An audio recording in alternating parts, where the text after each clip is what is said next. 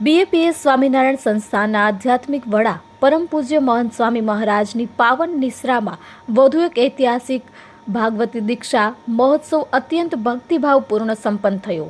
આ ઐતિહાસિક પ્રસંગે 33 નવયુવાન સુશિક્ષિત પરમ પૂજ્ય મહંત સ્વામી મહારાજના વરદ હસ્તે સંત દીક્ષા પ્રદાન કરવામાં આવી હતી અને આ 33 યુવાનોએ 2 વર્ષ પૂર્વે પારસાદી દીક્ષા પ્રાપ્ત કરી હતી। આજે દીક્ષિત થયેલા આ 33 યુવાનો ભૌતિક અને શૈક્ષણિક રીતે અત્યંત સમૃદ્ધ બેકગ્રાઉન્ડ ધરાવે છે, જેમાં 13 એન્જિનિયર્સ, 11 ગ્રેજ્યુએટ્સ અને 3 માસ્ટર્સ ડિગ્રી ધરાવે છે અને 1 ડૉક્ટર, 1 આર્કિટેક્ટ અને અન્ય ઉચ્ચ અભ્યાસ ધરાવતા 4 યુવાનોનો સમાવેશ થાય છે।